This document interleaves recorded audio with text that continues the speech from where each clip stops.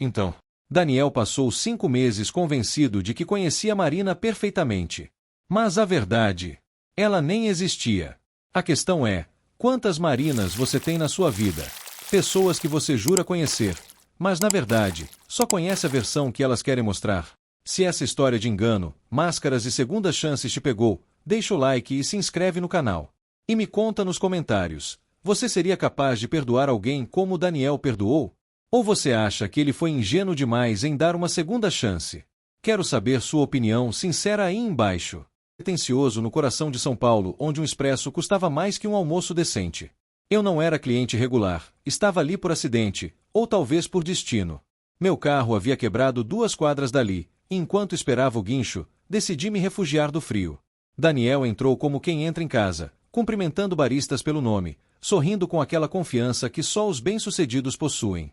Ele se posicionou atrás de mim na fila, e eu senti seu olhar analisador, aquele tipo de observação que penetra mais fundo que o educado. Quando nossos olhos se encontraram, ele sorriu. Não era um sorriso comum, era um sorriso de reconhecimento, como se já soubesse tudo sobre mim. Executiva, certo? Ele disse, sem pedir licença para invadir meu espaço pessoal. Área financeira, talvez contabilidade. Solteira há pelo menos 2 anos, mora sozinha, provavelmente num apartamento minimalista na Vila Madalena ou Pinheiros. Tem entre 32 e 35 anos, pratica yoga 3 vezes por semana, mas não por saúde, por status. Seus pais te pressionam sobre casamento, mas você finge que não liga. A precisão de algumas observações me surpreendeu, mas não pelo motivo que ele imaginava. Eu simplesmente sorri de volta e disse, interessante teoria. Foi tudo o que ofereci antes de fazer meu pedido e me sentar numa mesa do canto, longe das janelas. Daniel não conseguiu resistir. 5 minutos depois, ele estava sentado à minha frente, sem ser convidado, com seu cappuccino artesanal e aquele sorriso presunçoso. Eu nunca erro, ele disse, como se isso fosse um fato científico. É minha profissão, sabe? Ler pessoas. Deixa eu te contar o resto. Você tem um irmão mais velho, provavelmente bem-sucedido, e vocês têm uma relação competitiva. Você escolheu sua carreira para provar algo, não porque ama o que faz. E aquela pasta cara que você carrega é uma armadura, não uma necessidade. Eu deveria ter me levantado e ido embora. Deveria ter cortado aquela interação pela raiz. Mas havia algo fascinante na sua arrogância, algo que me fez querer ver até onde ele iria. E se eu disser que você está completamente errado? Perguntei, inclinando-me ligeiramente para a frente. Ele riu, aquele tipo de riso que homens confiantes usam quando acham que uma mulher está flertando. Então você estaria mentindo para si mesma, respondeu. Eu estudei comportamento humano por 15 anos. Fiz meu doutorado em microexpressões faciais, publiquei 3 livros sobre linguagem corporal. Eu sei ler as pessoas melhor que elas se conhecem. Que conveniente, eu disse, saboreando meu café lentamente. E o que mais você acha que sabe sobre mim? Ele se acomodou na cadeira, claramente deliciado com a oportunidade de demonstrar sua expertise. Começou a tecer uma narrativa elaborada sobre minha vida inventada, minha infância privilegiada, minhas inseguranças escondidas, meus relacionamentos fracassados, meus sonhos reprimidos. Era uma história coerente, bem construída, psicologicamente plausível. Era também completamente, totalmente, absurdamente errada. Mas eu não o corrigi. Em vez disso, deixei que ele continuasse, observando como ele encaixava cada peça do quebra-cabeça que sua mente havia criado. Era fascinante ver alguém tão inteligente ser tão cego. Quando ele finalmente terminou sua análise, se recostou com satisfação óbvia, esperando minha admiração ou talvez minha vulnerabilidade emocional. Impressionante, eu disse, e era verdade, só que não do jeito que ele pensava. Você tem muita confiança em suas habilidades. Porque elas nunca me decepcionaram, ele respondeu, me entregando seu cartão de visita. Olha, eu normalmente não faço isso, mas você me intriga. Que tal jantarmos juntos? Posso te mostrar outras coisas sobre você mesma que você nem percebe. Eu peguei o cartão, examinei as letras douradas em relevo. Dr. Daniel Carvalho, consultor comportamental. Tinha um site, um Instagram com selo de verificação, todas as marcas de sucesso moderno. Por que não? Eu disse finalmente. Pode ser interessante. Ele sorriu como quem acabará de ganhar um prêmio, anotou meu número, prometeu me ligar. Quando ele saiu do café, ainda podia sentir sua satisfação no ar, aquela certeza absoluta de que havia decifrado mais uma pessoa, adicionado mais uma confirmação à sua teoria de que todos somos previsíveis, todos somos transparentes para aqueles que sabem como olhar. Daniel me ligou naquela mesma noite, pontual como um relógio suíço. Marcamos jantar para sexta-feira num restaurante italiano que ele escolheu, obviamente outro lugar onde ele era conhecido, onde o maestro cumprimentava como se fossem velhos amigos. Eu cheguei 10 minutos atrasada propositalmente, observando da entrada antes que ele me visse. Ele estava mexendo no celular, provavelmente respondendo e-mails ou checando suas redes sociais, projetando aquela imagem de homem ocupado e importante.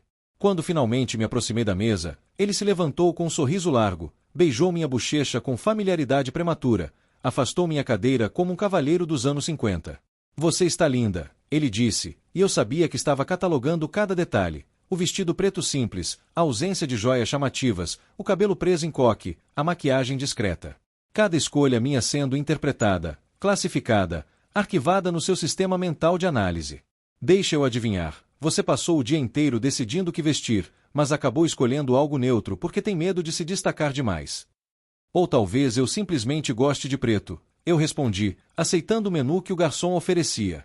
Ele riu, daquele jeito que pessoas condescendentes riem quando acham que você está se defendendo.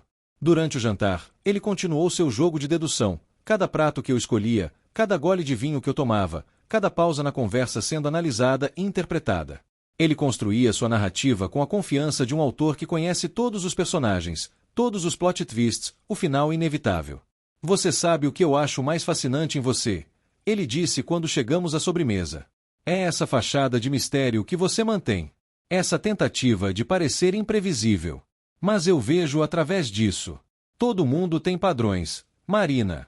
Todo mundo. Marina. Ele havia me chamado de Marina durante todo o encontro. Eu não o havia corrigido quando ele assumiu esse nome no café, e agora era tarde demais para retificar sem parecer estranha. Então Marina eu era, pelo menos para ele. E que padrões você vê em mim? Perguntei, genuinamente curiosa sobre até onde sua imaginação ia. Ele se inclinou sobre a mesa, baixou a voz como se estivesse compartilhando um segredo profundo. Você é uma pessoa que vive com medo de decepcionar os outros, então você se esconde atrás dessa persona fria e controlada. Você usa a racionalidade como escudo porque tem medo da vulnerabilidade emocional. Provavelmente foi magoada num relacionamento passado, algo significativo, talvez uma traição. Você jurou nunca mais se abrir completamente. Era uma análise psicológica tão genérica que poderia se aplicar à metade da população feminina urbana acima de 30 anos. Mas ele a apresentava como se fosse uma revelação profunda, um insight único sobre minha alma. Eu assenti vagamente, deixando que ele interpretasse meu silêncio como confirmação. Viu? Eu sabia, ele disse, triunfante. É por isso que você está aqui comigo. Parte de você quer se abrir, quer ser conhecida, mas você está testando para ver se é seguro. Eu entendo, Marina. Eu te vejo. A ironia era deliciosa. Ele achava que me via, quando na verdade estava olhando para um espelho que refletia apenas suas próprias suposições. Decidi aprofundar o jogo. Ao longo das semanas seguintes, aceitei seus convites, construí cuidadosamente a persona que ele esperava, confirmei suas teorias com pequenos gestos e confissões calculadas. Contei-lhe sobre uma infância inventada, um irmão fictício, uma carreira que nunca tive. Cada história era plausível, cada detalhe coerente com o perfil que ele havia criado.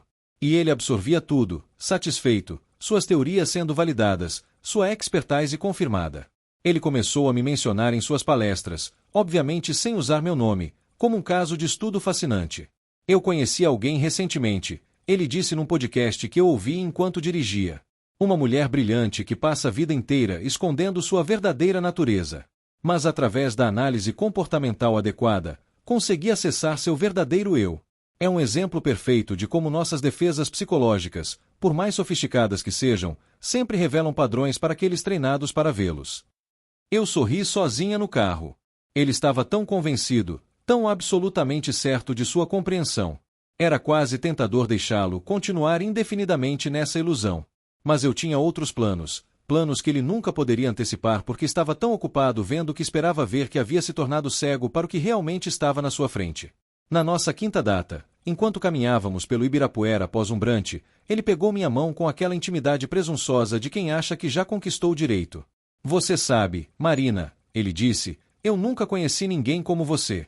Alguém que eu pudesse realmente entender em todos os níveis. Que sorte a sua, eu respondi, apertando sua mão de volta, encontrar alguém tão transparente. 3 meses depois daquele primeiro encontro no café, Daniel e eu havíamos nos tornado, aos olhos do mundo, um casal. Ele me levava aos seus eventos profissionais, me apresentava aos colegas como sua Marina, aquela inflexão possessiva sempre presente. Eu sorria nos lugares certos, fazia as perguntas apropriadas, desempenhava o papel de namorada interessada e admirada. Seus amigos me adoravam, é claro. Eu havia sido cuidadosamente construída para ser adorável, uma versão feminina perfeitamente calibrada do que homens como Daniel e seus círculos esperavam. Inteligente o suficiente para ser interessante, mas não tanto a ponto de ser ameaçadora. Bem-sucedida o bastante para ser respeitável, mas não tão focada na carreira que não tivesse tempo para ele. Bonita de um jeito discreto, elegante sem ser ostensiva. Você é tão diferente das outras mulheres que ele namorou, a esposa de seu sócio me disse numa festa, vinho branco na mão, aquele tom confidencial que mulheres usam quando acham que estão compartilhando sabedoria. As outras eram tão óbvias, sabe? Sempre tentando impressionar. Mas você tem essa naturalidade. É refrescante. Eu agradeci o elogio, sabendo que não havia nada de natural em mim. Cada gesto era medido, cada palavra escolhida, cada reação calibrada. Eu era uma performance ambulante, uma obra de arte interativa que Daniel havia convencido a si mesmo que havia desvendado. Ele começou a falar sobre futuro. Mudança para um apartamento maior, talvez um cachorro, eventualmente casamento. Ele pintava esse quadro de vida doméstica com a mesma confiança com que analisava comportamentos humanos, como se a progressão natural de nosso relacionamento fosse tão previsível quanto os padrões que ele estudava. Eu sempre soube que quando encontrasse a pessoa certa, eu saberia imediatamente, ele me disse numa noite, deitados no sofá de sua sala, minha cabeça apoiada em seu peito. É por isso que meu trabalho é tão importante. Conhecer as pessoas de verdade, ver além das máscaras que elas usam. Você e eu não temos máscaras um com o outro, Marina. É isso que torna isso especial. Eu murmurei algo que ele interpretou como concordância, sentindo as batidas do seu coração, o sobe e desce de sua respiração, pensando em como ele seria um péssimo jogador de pôquer. Toda sua inteligência, toda sua educação, toda sua expertise, e ele não conseguia ver a ironia de suas próprias palavras. Foi nessa época que comecei a introduzir pequenas inconsistências na minha narrativa. Nada dramático, apenas detalhes que não se encaixavam perfeitamente com histórias anteriores. Uma data que não coincidia, um lugar que eu havia dito ter visitado numa época diferente, um nome mencionado fora de contexto. Eu queria ver se ele notaria, se sua atenção aos detalhes seria aplicada a mim com o mesmo rigor que ele aplicava aos seus clientes. Ele não notou. Ou se notou, sua mente automaticamente ajustava as inconsistências para se encaixarem na narrativa que ele havia construído. A cognição humana é fascinante assim, o cérebro trabalha ativamente para manter nossas crenças coerentes, mesmo quando confrontado com evidências contraditórias. Daniel, o grande especialista em vieses cognitivos, estava completamente cego aos seus próprios. Comecei a ficar mais ousada. Inventei uma amiga de infância que nunca existiu, contei histórias elaboradas sobre ela, mostrei fotos que eu havia encontrado online e disse que eram nossas. Daniel ouviu cada história, comentou sobre o que elas revelavam sobre minha personalidade, nunca questionou sua veracidade. Por que questionaria? Ele já tinha me decifrado, já sabia quem eu era. As histórias simplesmente confirmavam o que ele já sabia. Uma noite, durante um jantar com seus colegas psicólogos, a conversa derivou para falsas memórias e a maleabilidade da percepção humana. Daniel discorreu eloquentemente sobre como as pessoas frequentemente criam narrativas falsas sobre suas próprias vidas, como a memória é essencialmente uma reconstrução, não uma gravação. O fascinante, ele disse, gesticulando com o garfo, é que as pessoas genuinamente acreditam nessas memórias falsas. Elas não estão mentindo conscientemente, elas realmente lembram de eventos que nunca aconteceram. É por isso que testemunhos oculares são tão não confiáveis. E como você diferencia, eu perguntei inocentemente, entre uma memória genuína e uma falsa quando alguém está te contando uma história? Ele sorriu com aquela confiança irritante. Existem sinais.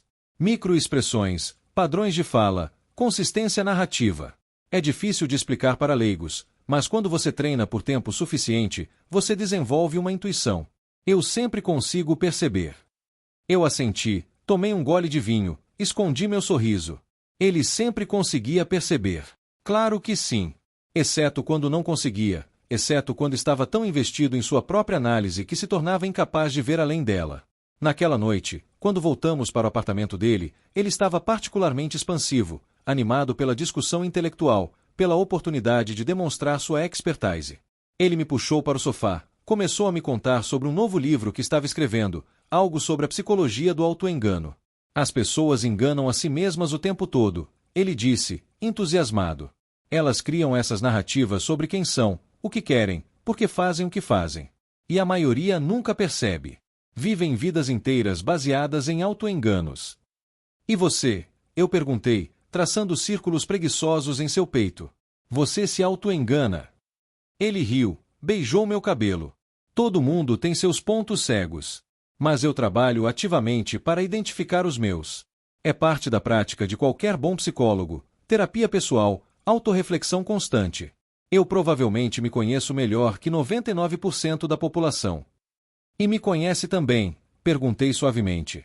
Melhor que você mesma, ele respondeu, sem ironia, sem hesitação. É o que o amor faz, Marina. Quando você realmente presta atenção em alguém, quando você aplica todo o seu conhecimento e expertise, você consegue vê-las completamente. Eu fechei meus olhos, deixei que ele continuasse falando, sua voz se transformando num zumbido confortável de fundo. Ele me conhecia melhor que eu mesma. Ele me via completamente.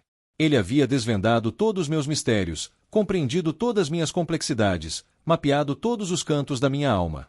Exceto que a pessoa que ele conhecia não existia. Marina não existia, não da forma que ele pensava. E quanto mais tempo passava, mais eu me perguntava o que aconteceria quando ele finalmente descobrisse. Se descobrisse. Porque havia sempre a possibilidade de que ele nunca descobrisse, que ele vivesse o resto de sua vida convencido de que me conhecia, enquanto a pessoa real permanecia perfeitamente escondida, um fantasma invisível no espaço entre sua percepção e a realidade. O primeiro sinal de que algo estava mudando veio numa terça-feira chuvosa de junho. Estávamos no apartamento dele, eu preparando o jantar enquanto ele terminava uma sessão de videoconferência com um cliente no escritório. Meu celular tocou, e sem pensar, atendi com meu nome real. Alô, Laura falando. Houve uma pausa do outro lado da linha, a pessoa errada tendo discado. Eu desliguei rapidamente, mas quando me virei, Daniel estava parado na porta da cozinha, uma expressão confusa no rosto. Laura, ele perguntou, a palavra saindo devagar, como se estivesse testando seu peso. Meu coração acelerou, mas meu rosto permaneceu neutro. Anos de prática, afinal. É um apelido antigo, eu disse com facilidade, voltando a cortar cebolas. Meu segundo nome. Algumas pessoas da faculdade ainda me chamam assim. Desculpa, devia ter te contado. Ele ficou ali por um momento, processando, e eu podia ver os mecanismos mentais funcionando, ajustando sua narrativa para acomodar essa nova informação. Finalmente, ele assentiu. Marina Laura. Bonito. Por que você não usa? Prefiro Marina, eu disse, simples assim. E ele aceitou, porque se encaixava na história que ele havia construído. Marina era o nome de alguém profissional, moderna, urbana.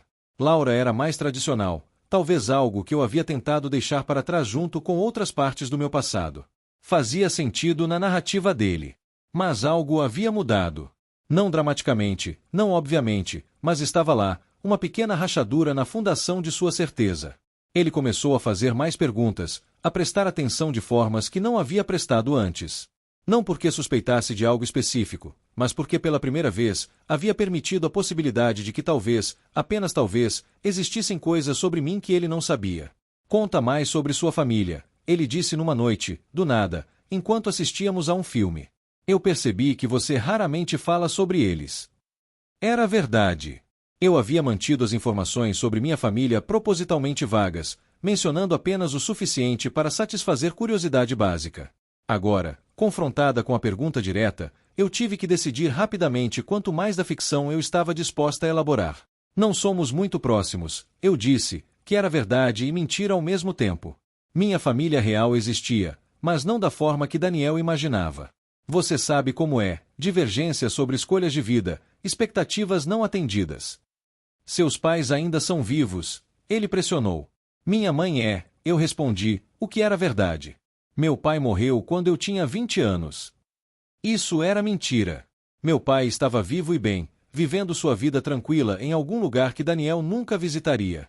Mas eu precisava de uma razão para a distância emocional, para a falta de fotos de família, para nunca sugerir que ele os conhecesse. Daniel pegou minha mão, apertou com simpatia. Isso deve ter sido difícil. Moldou muito de quem você é hoje, imagino. Imagino que sim, eu concordei, permitindo que ele criasse mais uma camada de psicologia de boutique para sua compreensão de mim. A mulher com pai ausente fazia sentido. Explicava minha independência, minha dificuldade com vulnerabilidade, minha escolha de parceiros mais velhos. Ele provavelmente já estava elaborando um capítulo inteiro sobre isso no livro dele. Mas as perguntas não pararam. Nas semanas seguintes, ele se tornou mais insistente, mais curioso. Queria conhecer meus amigos, ver onde eu havia crescido, entender mais sobre meu trabalho. Cada pergunta era uma mina terrestre potencial, cada resposta requeria navegação cuidadosa. O problema com mentiras elaboradas é que elas requerem memória perfeita. Um deslize, uma inconsistência, e toda a estrutura pode começar a desmoronar. Eu mantinha notas mentais de tudo o que havia dito, mas mesmo assim, estava começando a ficar complicado. Até que uma noite, ele fez a pergunta que eu havia estado evitando: por que você nunca me leva ao seu apartamento? Era uma pergunta justa. Havíamos estado juntos por 5 meses, e ele nunca havia visto onde eu supostamente morava. Eu sempre tinha desculpas, dizia que estava em reforma, que era bagunçado, que preferia o espaço dele. Mas as desculpas estavam começando a soar fracas mesmo para mim. Você está escondendo algo? Ele perguntou, e havia algo novo em sua voz. Não raiva, não exatamente desconfiança, mas uma incerteza que ele não estava acostumado a sentir. Não, eu menti suavemente. É só que, é meu espaço, sabe? O único lugar que é completamente meu. Eu não estou pronta para compartilhar ainda. Ele processou isso, e eu podia ver a luta interna. Parte dele queria pressionar, queria usar suas técnicas de análise para extrair a verdade. Mas outra parte, a parte que genuinamente se importava comigo, ou com a versão de mim que ele havia criado, respeitava meus limites. Tudo bem, ele disse finalmente. Eu entendo. Quando você estiver pronta. Mas ele não entendia. Como poderia? O apartamento que eu havia descrito não existia. Minha vida inteira, conforme eu havia apresentado a ele, era uma colcha de retalhos de meias-verdades e fabricações completas. E pela primeira vez desde que esse jogo havia começado, eu me perguntei se havia ido longe demais, se havia construído algo tão elaborado que não havia mais volta. Naquela noite, deitada ao lado dele, ouvindo sua respiração desacelerar enquanto caía no sono, eu pensei em terminar. Seria fácil, desaparecer, deixá-lo com suas teorias e sua confusão. Mas algo me impedia. Talvez fosse curiosidade sobre como isso terminaria, ou talvez fosse algo mais profundo, algo que eu não estava pronta para examinar. Daniel se mexeu no sono, murmurou meu nome, exceto que não era meu nome, era o nome que eu havia lhe dado. Marina. Ele estava sonhando com alguém que não existia, apaixonado por um fantasma, convencido de que conhecia os segredos mais profundos de uma pessoa que era completamente artificial. E eu, deitada ao lado dele na escuridão, me perguntei quem era realmente o enganado aqui. Porque quanto mais tempo eu passava sendo Marina, mais difícil ficava lembrar quem era Laura. As linhas estavam começando a ficar borradas, a performance começando a sangrar para a realidade, até que eu não tinha mais certeza onde uma terminava e a outra começava. Daniel estava ao meu lado, sua mão na minha cintura, e eu senti seu corpo enrijecer quando a mulher me chamou por um nome diferente, um sobrenome que ele nunca havia ouvido. Ela me abraçou efusivamente, claramente genuinamente feliz de me ver. Faz quanto tempo? Deve fazer pelo menos 5 anos, desde que você saiu da empresa, ela continuou, completamente alheia à atenção. Você está ótima. Ainda trabalhando com aquilo. Aquilo. Ela estava sendo propositalmente vaga, profissional o suficiente para não discutir detalhes de trabalho em público, mas Daniel havia captado a implicação. Trabalho. Empresa. Um passado que não se alinhava com a história que eu havia contado. Camila, eu disse, forçando um sorriso. Que surpresa! Sim, faz muito tempo mesmo. Como você está? Mas o dano estava feito. Daniel estava silencioso ao meu lado, aquele tipo de silêncio pesado que vem antes da tempestade. Camila continuou falando por mais alguns minutos, mencionando pessoas que eu conhecia, lugares onde havíamos trabalhado juntas, eventos dos quais havíamos participado. Cada palavra era mais um prego no caixão da minha elaborada ficção. Quando ela finalmente se despediu, prometendo que precisávamos marcar um café para colocar o papo em dia, Daniel me guiou para um canto mais quieto do salão. Sua mão ainda estava na minha cintura, mas agora parecia uma algema. Laura Santos, ele disse, cada palavra pronunciada com cuidado doloroso. Não Marina. Laura Santos. Eu posso explicar, comecei, mas ele levantou a mão, me interrompendo. Ela disse que você saiu da empresa há 5 anos. Que empresa, Marina? Ou devo te chamar de Laura agora? Porque você me disse que trabalha em finanças há 8 anos, desde que se formou. Você me disse que nunca trabalhou em empresas grandes, que sempre preferiu boutiques menores. Eu podia ver os mecanismos trabalhando em sua cabeça, todas as peças que não se encaixavam de repente se destacando, todas as pequenas inconsistências que ele havia ignorado agora gritando por atenção. O grande analista de comportamento finalmente prestando atenção aos dados que contradiziam sua hipótese. Vamos para casa, eu disse calmamente. Eu vou te contar tudo. A viagem de volta para o apartamento dele foi feita em silêncio tenso. Ele dirigia com os olhos fixos na estrada, mãos apertadas no volante. Eu olhava pela janela, vendo as luzes da cidade passar, me perguntando quanto da verdade eu realmente queria revelar. Quando chegamos ao apartamento, ele foi direto para o bar, serviu 2 doses de uísque, me entregou uma. Então, ele disse, a palavra carregada de peso. Quem é você realmente? Eu tomei um gole, deixei o líquido queimar minha garganta, ganhando tempo. Meu nome é Laura. Laura Santos. Isso é verdade. E Marina? Meu segundo nome. Também verdade. 3 semanas se passaram sem contato. Eu voltei para minha vida real, meu apartamento real, meu trabalho real. Era estranho não ter que manter a performance, não ter que lembrar qual versão da história eu havia contado. Era como tirar um sapato apertado depois de um dia longo, alívio misturado com a sensação estranha de algo faltando. Meu telefone tocou numa quinta-feira à noite. Era um número que eu não reconhecia, mas atendi mesmo assim. Faz parte do trabalho. Eu preciso falar com você. Era Daniel, mas sua voz soava diferente, menor de alguma forma. Sobre o quê? Sobre tudo. Eu passei 3 semanas repassando cada conversa, cada momento, cada coisa que você disse. Eu preciso saber o que foi real. Eu deveria ter recusado. Deveria ter deixado ele com suas perguntas, suas dúvidas, sua confusão merecida. Mas havia algo em sua voz, uma humildade que não estava lá antes. Onde? Nos encontramos no mesmo café onde tudo havia começado. A ironia não passou despercebida por nenhum de nós. Desta vez, quando chegou, ele não entrou com aquela confiança característica. Ele parecia cansado, envelhecido, como se as últimas semanas tivessem cobrado seu preço. Obrigado por vir, ele disse, e até isso era diferente. Sem presunção, sem certeza de que eu viria. Uma pergunta, não uma afirmação. Eu assenti, pedi meu café, esperei. Eu fiz uma lista, ele começou, puxando um caderno amassado do bolso.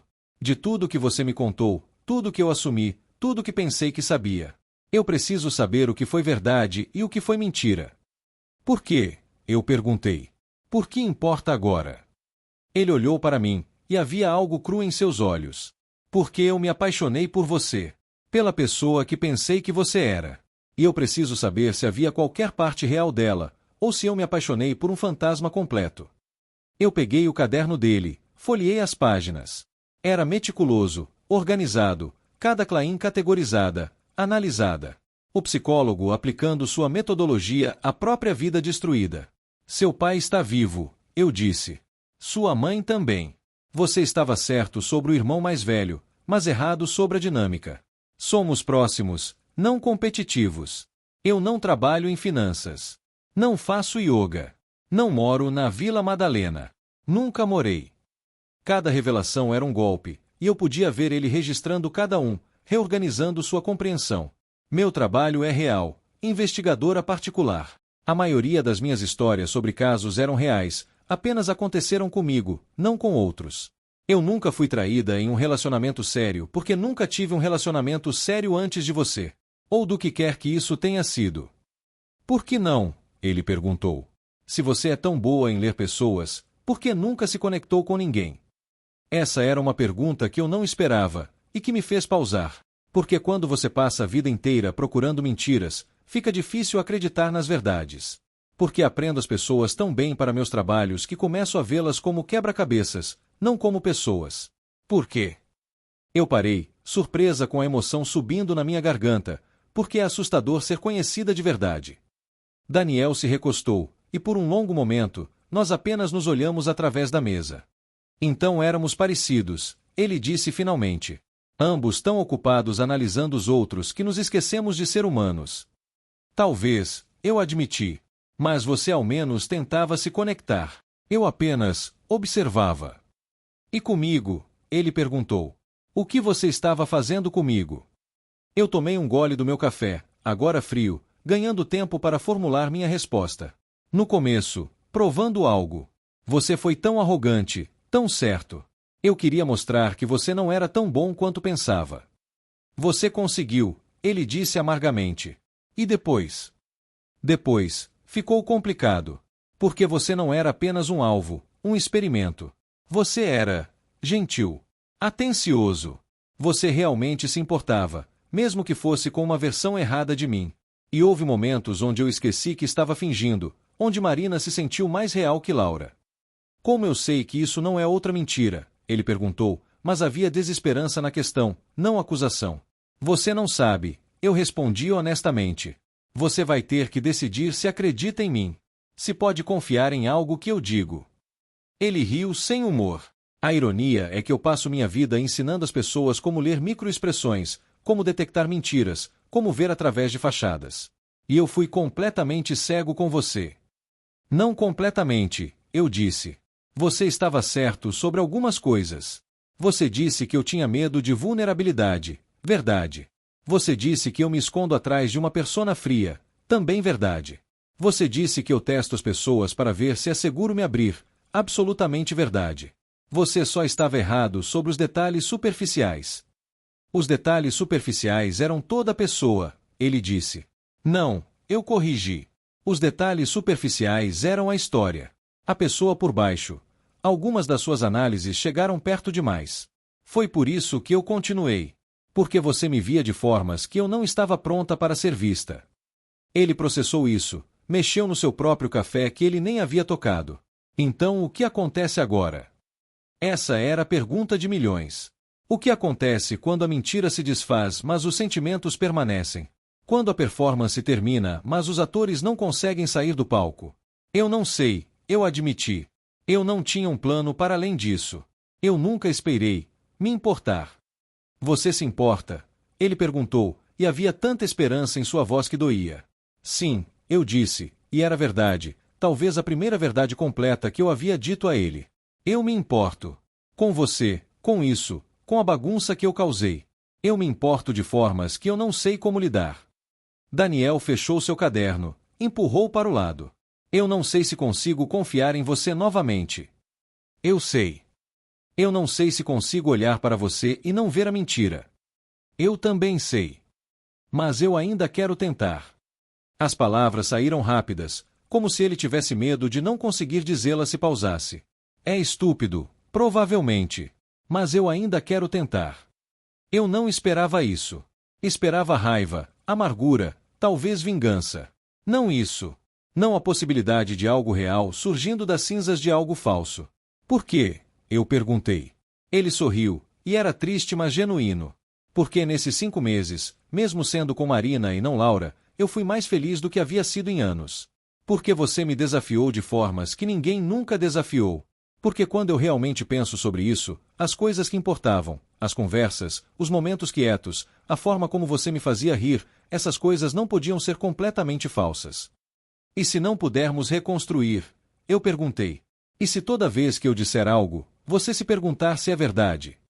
Então viveremos com isso, ele disse. E talvez com o tempo, construiremos algo novo. Algo real desta vez. Eu olhei para esse homem que eu havia enganado, manipulado, mentido para durante meses. Esse homem que tinha todo o direito de me odiar, de nunca mais querer me ver. E ainda assim estava aqui, oferecendo uma segunda chance que eu não merecia. Isso vai ser difícil, eu avisei. Eu sei. Eu não sei se sei como ser vulnerável de verdade. Eu vou te ensinar, ele disse. E você pode me ensinar como ver pessoas de verdade, não apenas minhas projeções delas. Era absurdo. Era impossível. Era a coisa mais honesta que havia acontecido entre nós. Tudo bem, eu disse finalmente. Vamos tentar. Começar de novo com Daniel foi como aprender a andar depois de uma lesão. Cada passo consciente, cuidadoso, carregado com o peso da história entre nós. Não voltamos para onde estávamos. Começamos do zero. Nosso primeiro encontro real foi desajeitado de uma forma que o original nunca havia sido. Território neutro, um restaurante novo. Daniel estava nervoso, ajeitando os talheres, evitando contato visual prolongado. Então, Laura, conta-me sobre você. Era uma pergunta simples, mas carregada. Quanto eu revelava. Eu cresci em Santos, comecei com verdades simples. Meus pais ainda moram lá. Tenho um irmão, Felipe, 2 anos mais velho. Ele é dentista. Somos próximos. Daniel ouvia com intensidade dolorosa. E você sempre quis ser investigadora? Não. Queria ser bailarina, depois veterinária, depois advogada. Caí na investigação por acidente. Fiz criminologia, consegui um estágio, descobri que era boa nisso. Por quê? Porque sei como observar, como fazer as pessoas revelarem verdades que normalmente esconderiam. Como você fez comigo, ele disse, sem acusação. Sim. Mas com você foi diferente. Com clientes, eu não me envolvo. Com você, eu me envolvi. Passamos semanas nessa dança cuidadosa. Ele fazia perguntas, eu respondia com verdades. Contei sobre casos que me mantinham acordada, sobre maridos infiéis e fraudes corporativas. E ele compartilhava também. Sobre o pai ausente, a pressão de sempre ser o mais inteligente, a solidão de ver através das pessoas mas nunca se sentir visto. Você sabe por que fui tão arrogante naquele dia? Ele perguntou caminhando pelo Ibirapuera. Por quê? Porque se eu convencesse a mim mesmo de que entendia todos, não tinha que enfrentar que ninguém me entendia. Era uma armadura, assim como suas mentiras. Eu parei. Então ambos estávamos escondendo. Ambos estávamos escondendo. Não foi fácil. Houve momentos quando a confiança quebrava, quando eu acordava com pânico, querendo fugir de volta para a segurança da performance. Eu não sei se sei como fazer isso, admiti às 3 da manhã na cozinha dele. Ser real. Ser conhecida. Ele sentou ao meu lado. Você está fazendo agora. Isso é você sendo real. É assustador. Para mim também. Mas estamos fazendo mesmo assim. Daniel também mudou. Começou a questionar suas metodologias, reduziu palestras, reescreveu seu livro com nova humildade. Você me fez perceber que estava praticando psicologia como ciência exata, ele disse. Como se pessoas fossem equações. Mas não são. Vocês são infinitamente mais complexas do que qualquer teoria pode capturar. 6 meses depois, Daniel me levou de volta àquele café. Dessa vez, sem performance, sem jogos, sem máscaras. Eu quero começar de novo, ele disse, segurando minha mão. De verdade. Já começamos. Não. Eu quero fazer do jeito certo. Você vai naquela fila, e eu vou entrar e falar com você. Mas desta vez, sem presunção. Desta vez, apenas vou perguntar seu nome. Era ridículo. Era piegas. Era perfeito. Então eu fui até a fila. Ele esperou dramaticamente antes de entrar. Quando se aproximou, havia nervosismo real em seus olhos. Oi. Eu sei que isso é meio aleatório, mas você parece interessante. Posso te convidar para um café? Meu nome é Laura, eu disse, libertada. Laura Santos. E sim, eu aceitaria. Daniel. É um prazer te conhecer, Laura. E estranhamente, apesar de toda a nossa história, naquele momento realmente parecia um prazer nos conhecer. Não Marina e Daniel, mas Laura e Daniel, 2 pessoas imperfeitas tentando construir algo real dos fragmentos de algo falso. Sentamos numa mesa perto da janela, onde a luz entrava. E conversamos. Sobre coisas reais, mundanas, verdadeiras. Apenas 2 pessoas se conhecendo, de verdade. Então, eu disse sorrindo. Você ainda acha que pode ler as pessoas? Ele riu. Não. Mas acho que posso tentar conhecê-las. Se elas me deixarem. E se elas mentirem? Então eu vou esperar, ele disse, pegando minha mão. Esperar até que se sintam seguras o suficiente para a verdade. Porque é isso que todos queremos, não é? Ser conhecidos, de verdade, e ainda assim ser amados. Eu apertei sua mão, sentindo o peso daquele toque. Ele achou que me conhecia, mas estava completamente errado. E agora? Daniel perguntou. Eu olhei para esse homem que eu havia enganado, que havia me enganado com suas suposições, com quem eu havia construído algo falso que se transformou em algo real. Agora, nós podemos tentar nos conhecer de verdade. E naquele café onde tudo começou com mentiras e arrogância, recomeçamos. Desta vez, sem máscaras. Sem certezas. Com a vulnerabilidade assustadora de duas pessoas escolhendo serem vistas, realmente vistas, e amarem mesmo assim. Porque no final, era isso que ambos procurávamos. Não alguém que pudesse nos decifrar como quebra-cabeças, mas alguém que pudesse nos aceitar como mistérios, completos com contradições, falhas, verdades escondidas e mentiras necessárias. E talvez, apenas talvez, isso fosse o suficiente.